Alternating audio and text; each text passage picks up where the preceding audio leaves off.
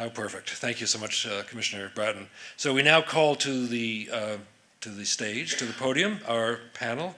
Herb Sturz, Martin Horn, Herb, former Deputy Mayor for Criminal Justice, founder of the Vera Institute of Justice, and a very good friend and colleague of Ben Ward's. Marty Horn worked for him in state corrections and subsequently followed in his footsteps as City Corrections Commissioner. And we've added David Scott, Chief of Department, to the panel. And the moderator will be one Sam Roberts. So come on up.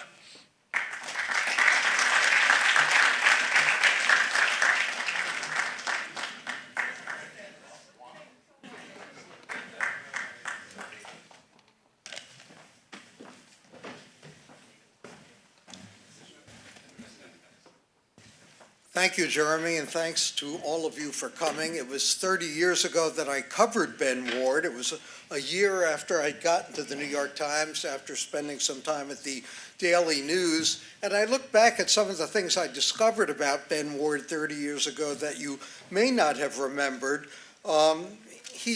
Mary pointed out that he cherished that high school essay contest that he won.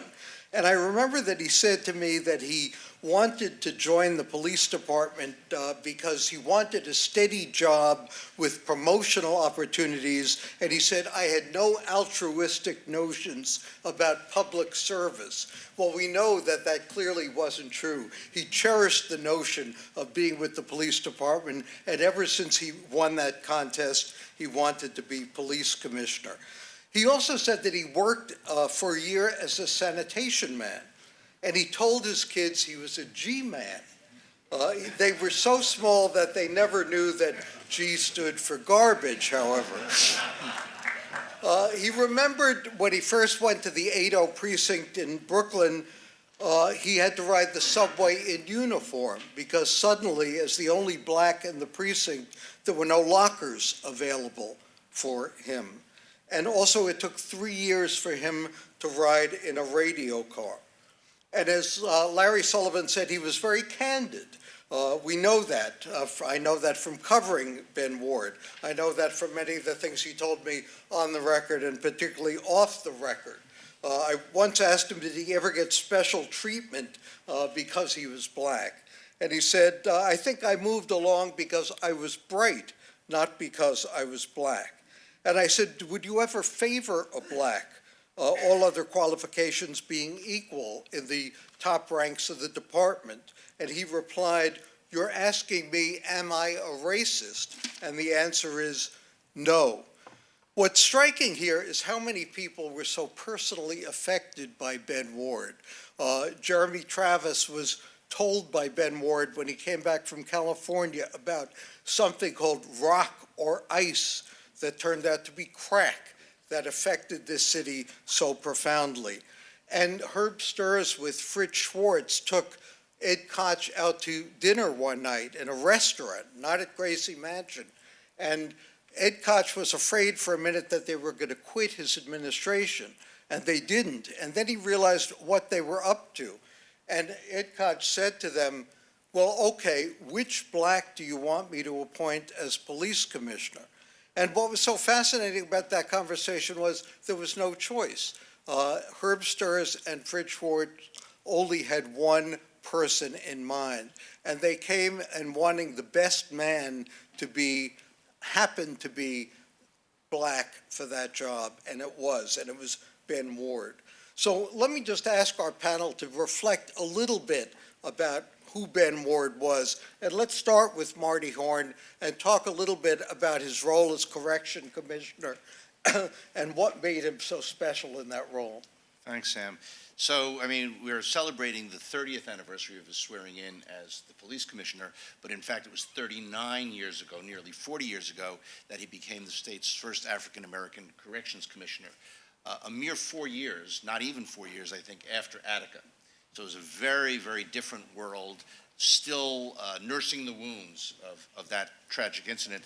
And anticipating your question, Sam, I came across an article from the Christian Science Monitor in 1983 about the tenure of state corrections commissioners, in which the reporter asks Ben Ward, the former New York commissioner, and his answer is what he considers necessary in a corrections commissioner.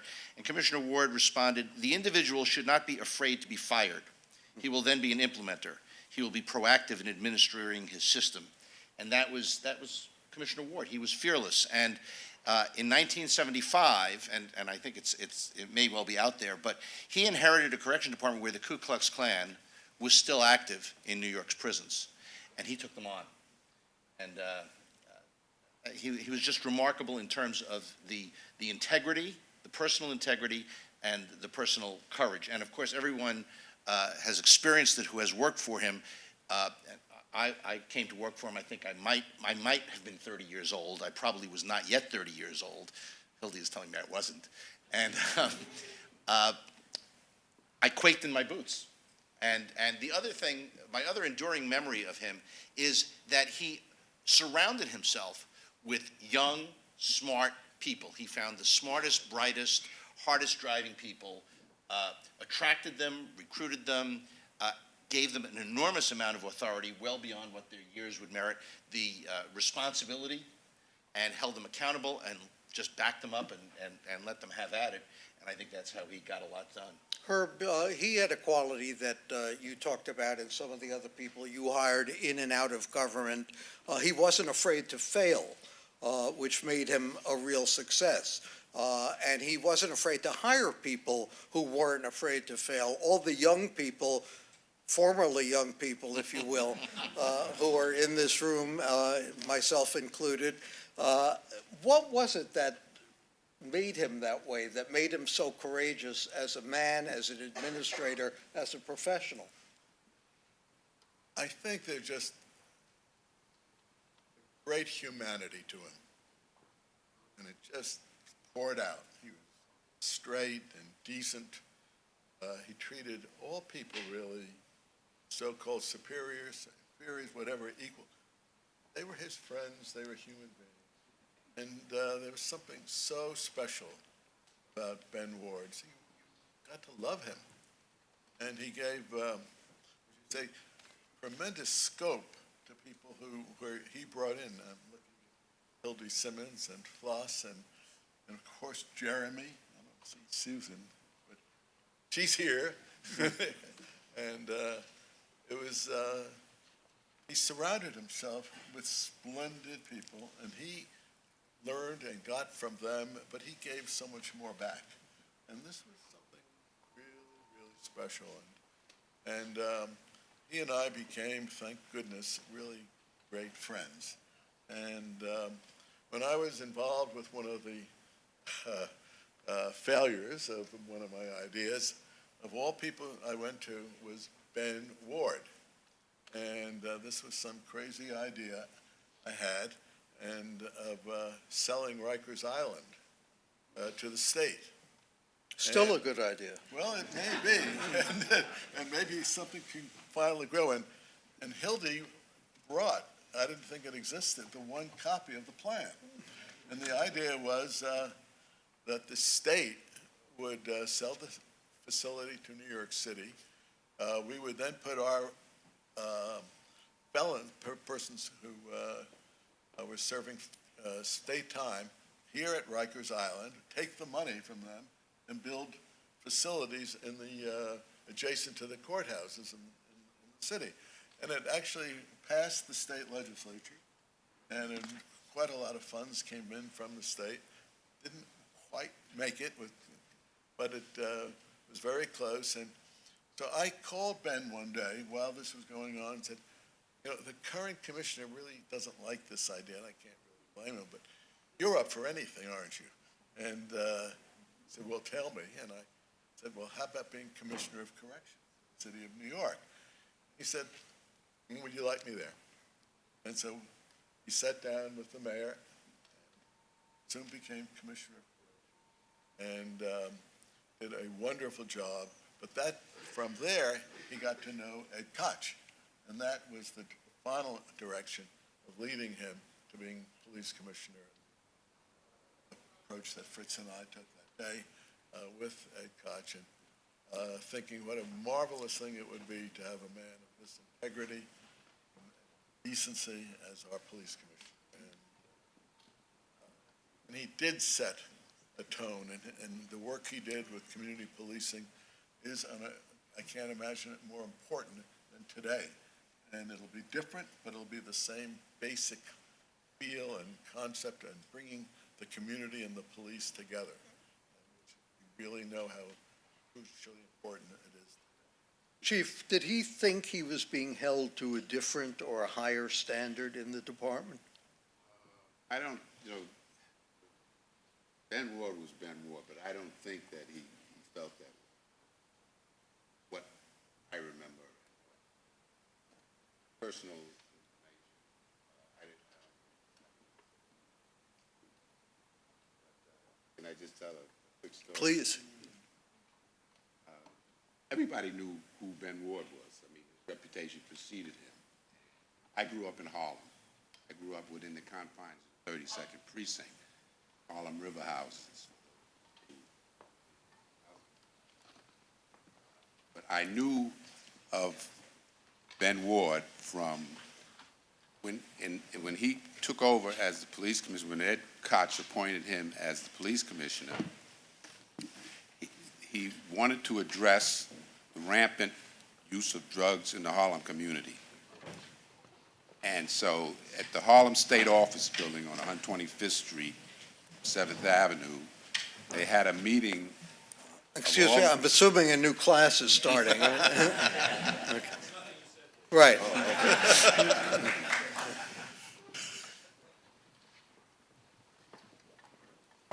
So, at 125th Street and 7th Avenue was the Harlem State Office Building.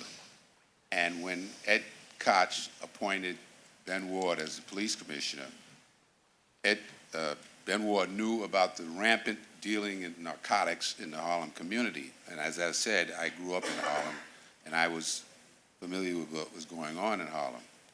So when they had a big meeting with elected officials, police personnel, et cetera, in the Harlem State Office Building, when he was going to institute this Operation Pressure Point to deal with the rampant use of narcotics in the Harlem community. And at the time, I was the commanding officer of the 28th Precinct in Central Harlem. And so I was told to be at this meeting because he's going to make this announcement, and you'll probably be the point man because you're in Harlem, and he wants to do something in the Harlem community. So everybody knew who Ben Ward was, and I went there, and it was, as I said, on the second floor in the Harlem State Office Building.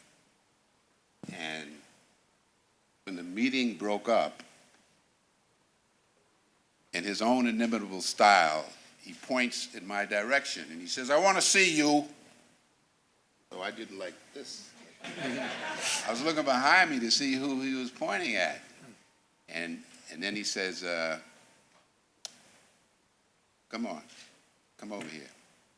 Over there, he said, "I heard some good things about you." He says, "Let's take a walk over to your precinct," which is the 28th Precinct. So, okay. So, on the walk over there, he's telling me that I'm considering bringing you to the police commissioner's office, but don't tell it to anybody, because if it doesn't come about, you'll be embarrassed, not me. Okay? So we get over to my precinct, 28th Precinct, and Ben Ward, who's totally familiar with precinct cells, et cetera, he goes in and he's measuring, space and whatnot. And there's an inmate or someone who's been arrested, he's in the cell. And the guy looks at him and he says, "I know you, you're Commissioner Ward." And he says, "How you doing?" And Ben Ward said, without even thinking, he said, "A little better than you are right now." So, in any event, the stories that you hear about him, but what he told me, he said, I don't want you to tell me what you think. You want, that I want you to say to me. I want you to tell me what you think I need to know. And so I adopted that philosophy for the rest of my time in the police department. I'm not going to tell you what I think you want to hear. I'm going to tell you what you need to know. And that's the way I operated in the police department. But there's so many familiar faces here, and he was unforgettable person. He deserved the plaudits that everybody is talking about. We kind of forget what a tribute that is to anyone in a bureaucracy, whether it's a paramilitary organization like the police department or anything, whether it's the city government or, I hate to say, even the New York Times.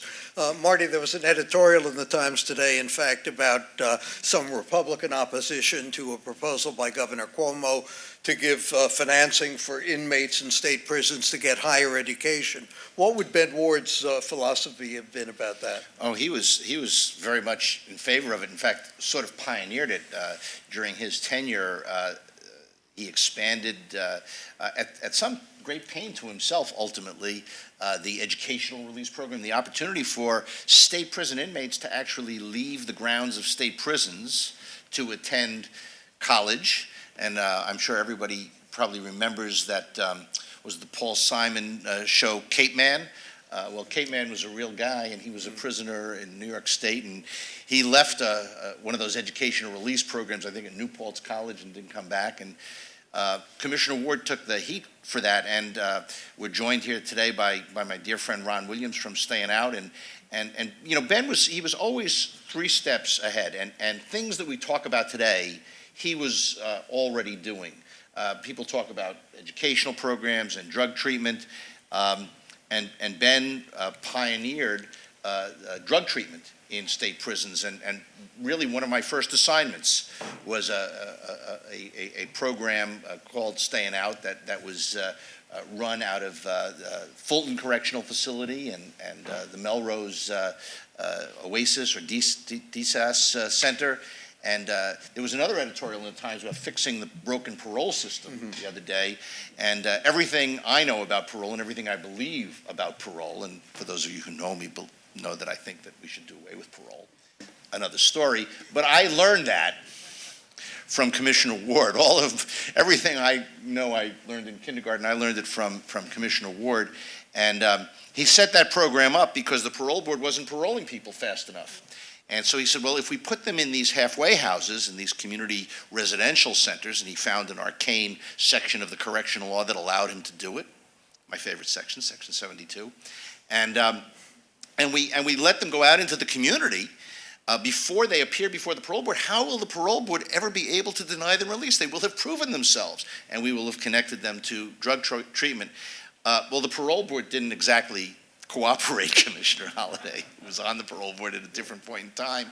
They often did not parole people, but Ben found a way around it, and he just put his head down, and he gathered people around him who knew how to make things happen and found a way. And so absolutely he would have supported that. And he believed that it was not the Department of Punishment, it was the Department of Correction. One of the things I found striking about the end of the past administration, the Bloomberg and Ray Kelly's administration, was how stop and frisk virtually ended in the last quarter of 2013. And yet the administration fought the end of it all the way, both in court and in the public. Instead of saying, it served its purpose or it didn't, or we have seen the light or we haven't, but in any case, we are in effect ending it. Herb, as stubborn as Ben Ward was, what would his reaction have been to stop and frisk, both starting it and ultimately stopping it, do you think? Well, I think Ben, as a police officer, someone who knew the street, lived the street, would know that you had to have that power of stop and frisk from the Constitution. But he would also know how hugely important it was to keep the confidence and the feel of the community. And he would basically say, yes, stop, question, and frisk, but do it constitutionally. And that was where Ben would come out, that this was something really important to do. But in the long run, you had to have that's why he was so strong in community policing. And he did not want, he believed that police can be more than just be measured by arrests or the stops or the frisks, but be, well, a collaborator, if you will, with the community. And I have no doubt that's where Ben would have come out. And we'll see where it all goes, but I think Ben, that's where he'd be. How would he have made it constitutional? I think through training, through speaking out, as really exploring and explaining to people what's actually going on the street. What is, every time there was a stop and a question and a frisk, and a young man, primarily these men, as we know by statistics, very few of those who stopped and frisked were found having done anything of any illegality, but it was brought on as a communal thing, as it were, the way it developed. And so he would have gone on to the media, on television, in my view. I think he also would have spoken with Ed Koch privately. And I think Ed Koch, I do know about this, that at first he felt it was a very important thing, but then he realized it could be done. Maybe you didn't need to make 700,000 stops and frisks as they were in 2011. And so I think Ben would have taken this on carefully, quietly, at the end of the day, convey that this, like in everything else, should be done constitutionally. And that would be the mark. And he also would have felt that it obviously disturbed the humanity of so many of the individuals living in the communities where they're so heavily taken. Chief, what do you think? Well, I was just thinking about when Ed Koch was the mayor, and I kind of analyzed things. I said, well, he's the mayor of the city of New York. And he likes to appoint people to his major or to his primary agencies. He likes to appoint lawyers. He's a lawyer. And he likes to recycle people. If you worked for him before, you might work for him again. That was my mindset of how Ben Ward operated. And I think it came to pass that essentially that's the way he operated. Worked for him before, worked for him again, and he recycles people. He was unforgettable. If I may give a somewhat relevant example, I have a very vivid recollection when he was the state corrections commissioner of the issue arising that the state correction officers had a proclivity when a prisoner would refuse to come out of his cell, that they insisted on opening the cell and going in with, as we would say, hats and bats, and beating the inmate and dragging him out of the cell. And I can vividly remember Commissioner Ward saying to the wardens, why do you have to go in? The guy's locked in his cell. He's not going anywhere. Just wait until he calms down. And I mean, it was that sort of very, pragmatic and this understanding of human nature. And why do we always have to use force? And he just had that, as Herb said earlier, that humanity about him. Common sense, Yeah, and- so-called. He was really an affectionate human being. Yeah. After the bus. And you have an example in this room today. There is Susan Herman, and there's Jeremy Travis, both of whom were his special assistants at the department. And then Jeremy moved on to City Hall. I mean, he was at their wedding. He was so happy. He was sort of moved from the UN to the boathouse, and there he was. And, but he knew, and it was wonderful about that sometimes he could shoot from the hip. And I think one of Susan's responsibilities, and I don't think she will deny it, was to follow it up the next day with a letter of apology. But what a good man. But, and he was fascinated by the children of his, right? So he was fascinated and devoted to and really interested in the offspring. When Hildy's daughter was born, when Jeremy and Susan's children were born, he loved kids. He loved babies. And Hildy reminded me that he created the child care center at 1PP. And the story goes that when he was looking to relax, that's where he would go. Wow. In 1908, I think it was, Commissioner Bingham, who is long forgotten, issued an apology because he said most of the crime in the city was committed by Jews.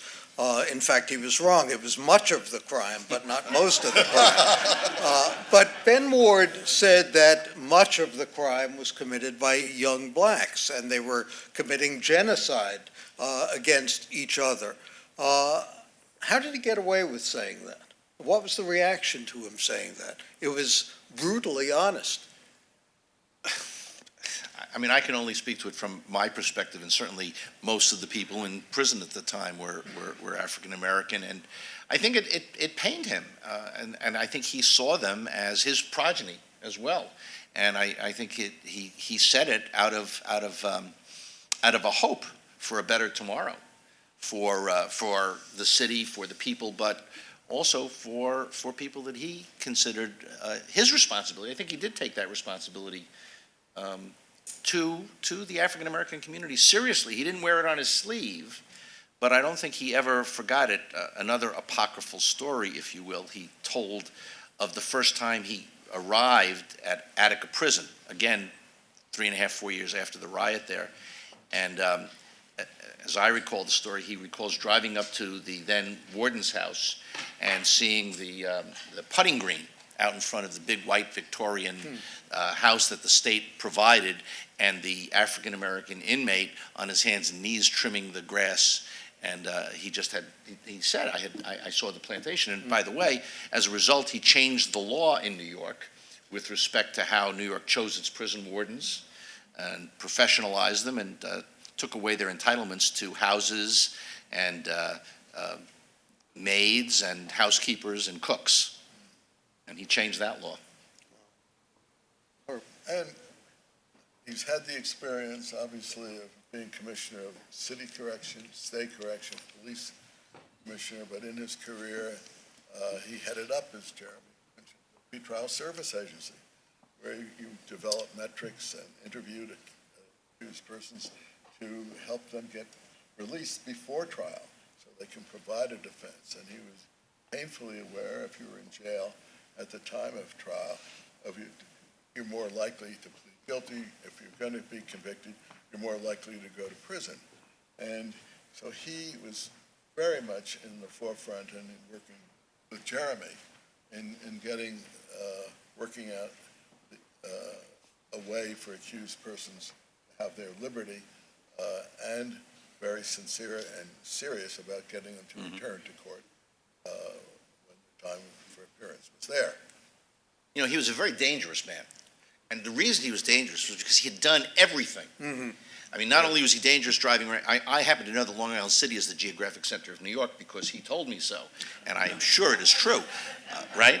But he also, right, so when we were at state corrections, he knew how the courts worked. He knew how PTSA worked. He knew how arraignments worked, and so he was able to use that in his dealings with the city of New York. However, when he became the city correction commissioner, he knew everything about how the state system worked. And believe me, he used every trick in the book to screw us. Well, it's true. There probably was never a better prepared police commissioner. He I mean, knew it I from always think every side. that no editor at the Times should be an editor without having been a reporter, because it's very easy to say, go out and get that story if you never had to go out and get a story. But similarly, if, could you be a cop if you had never worked in corrections, if you had never worked somewhere in the rest of the criminal justice system? Or aren't you going to be a better cop for having done so? Right. And Ben Ward certainly proved that he could do that. What was it like at that dinner, Herb, convincing Ed Koch that this man should be the police commissioner? It was a Chinese restaurant? No, or- we went to an Italian restaurant. okay. On the Upper East Side. I don't think it exists. It may have been Monte Carmela, which is a sort of catty corner from Gracie Mansion. And Ed wanted to host the dinner at Gracie Mansion, and Fritz and I said, no, we'll take you to dinner, and we'll pick out a restaurant, and we're just gonna do this. And he was really, Ed Koch was apprehensive as the evening went on. We said, well, have a little bit more wine. And Ed, we're paying for this dinner. And so we kind of relaxed, and became clear to him that we weren't angry about anything. We weren't upset. At the time, I was chairman of the Planning Commission. Fritz, as you know, was Corporation Counsel.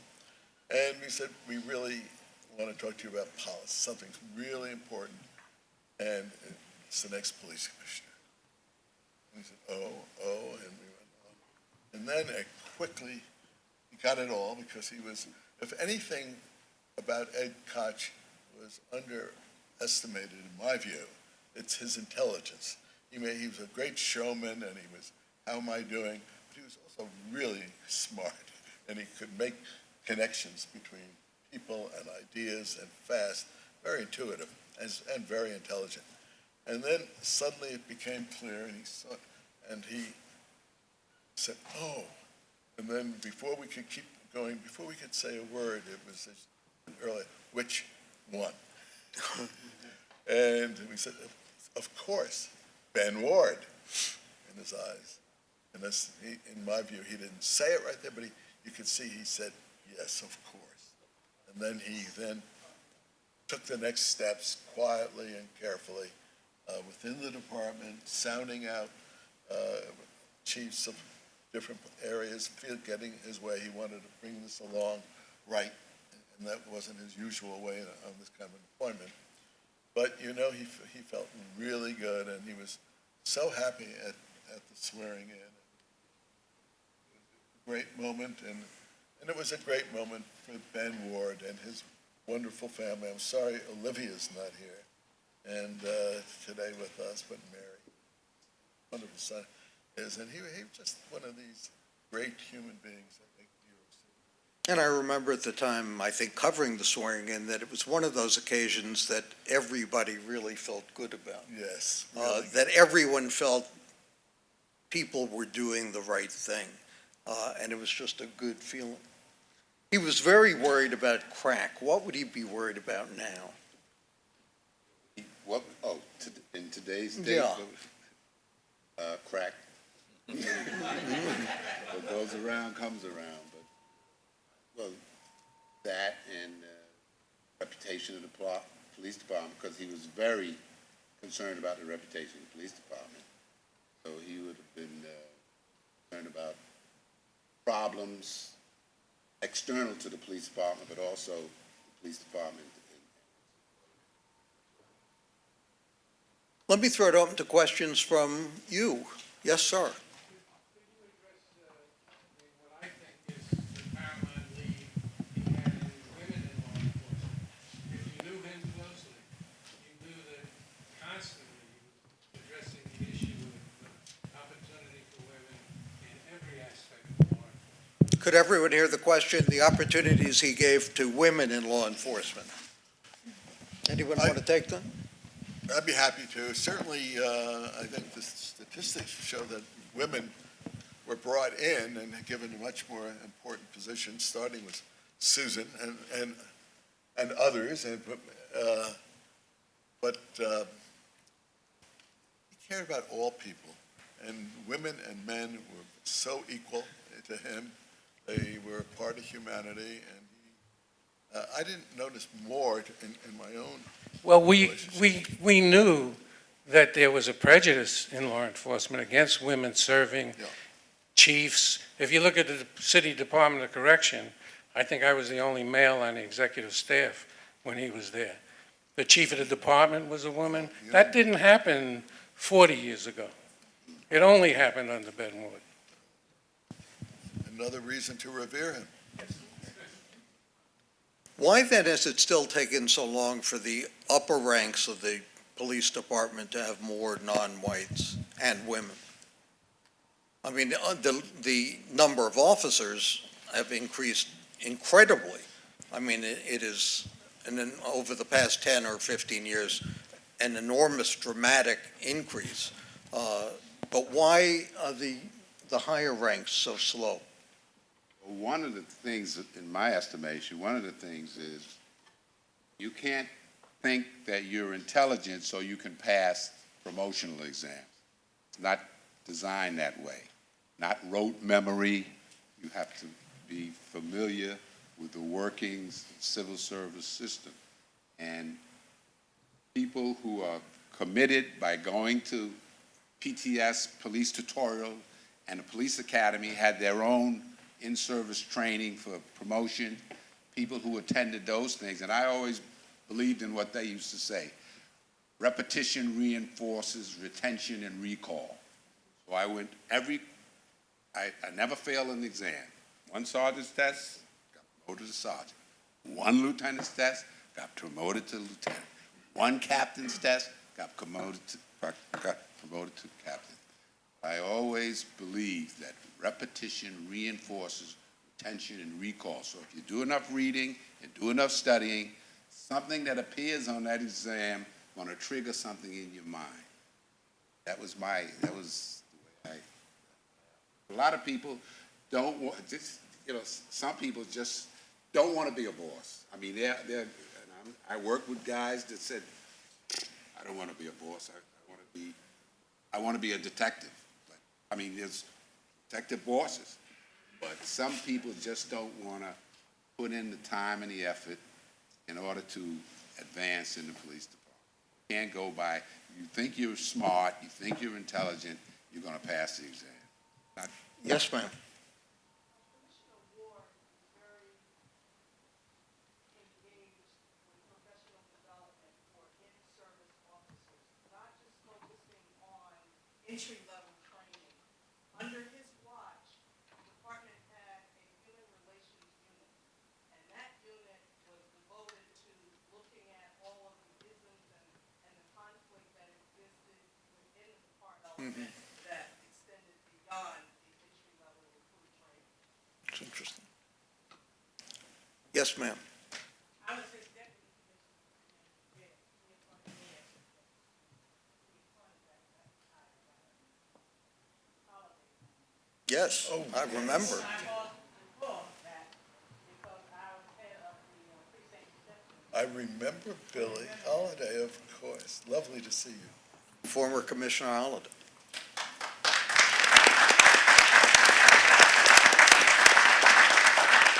Let's take two more questions if there are. Yes, sir. Commissioner Ward came in 85, 86. 84.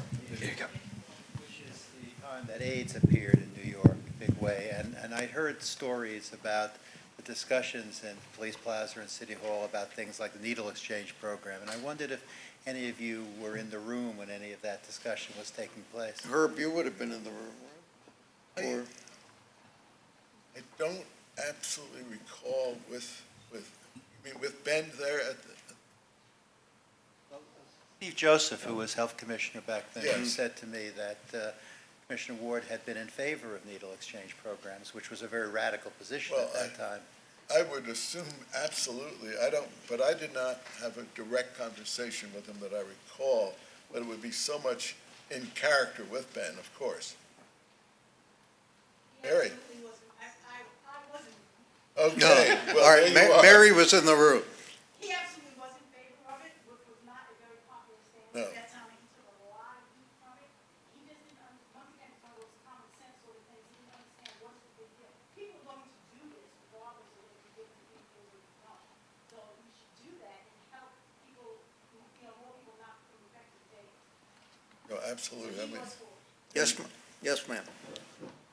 Hi, I'm Jackie McMickens. Hi,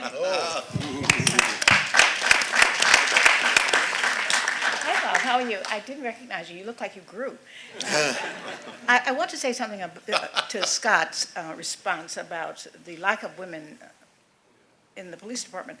In fact, Ben Ward opened up the doors for women in corrections. When I started at the corrections department, a woman had 4 opportunities to get promoted. 4. One at the women's house, one at the women's house, one at the women's house, and one maybe at the Tombs, because they would maybe use a captain at the Tombs in Manhattan. So there would, the number of opportunities for women to be promoted were nil in the Department of Correction.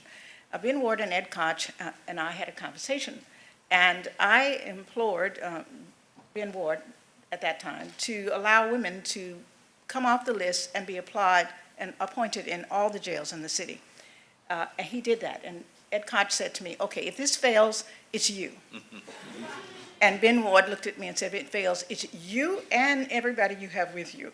So there was a concerted effort on the part of Ben Ward to ensure that women were integrated in the department, that they had equal opportunities. And in fact, he took a great risk to allow women to be assigned to male institutions. And he alone was willing to take that risk, because I had worked for other commissioners, and none of them were willing to take that risk. But it was Ed Koch and Ben Ward that allowed women in corrections to have equal opportunities.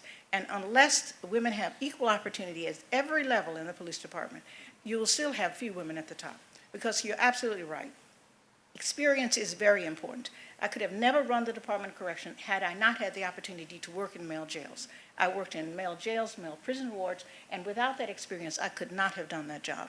And Ed Koch, I understand, I know how I got the job. They did a national search, and everybody kept saying, and I finally got the job. And I was able to, and I want to say one other thing about both Ben Ward and Ed Koch. Both of them encouraged me to go to law school, because I was the only one of the team, Herb and everybody else, Ben, I was the only one of the team that wasn't a lawyer at the time. Well, Ed Koch is responsible for my being a lawyer today, and insisted that if I were going to be an ample player in that ball game, that I had to be a lawyer. So I just want to say that it was Ed Koch and Ben Ward that allowed the Department of Correction to become one of the first in the country to fully integrate women. And it was only through their courage and their willingness to allow us to have every opportunity that happened. Thank you.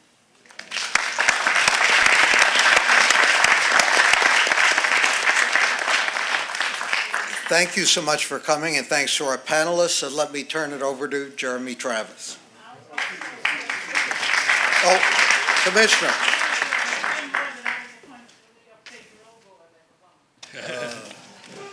So please, another round of applause for our panelists, and great questions. So please join us out in the Justice Quad. That's the name of the space next door for, Lisa, do we have drinks for these people? Good, okay. I want to make sure I can deliver on my promises. But there's so many opportunities just to catch up with people here. I hope you'll linger a while, and please take a look at the papers. We have another class coming in, so we'll figure out how to talk to them about what just happened. But thanks so much for coming. This means a lot to me and to the college that you're all here, and we look forward to the conversation afterwards. Thanks.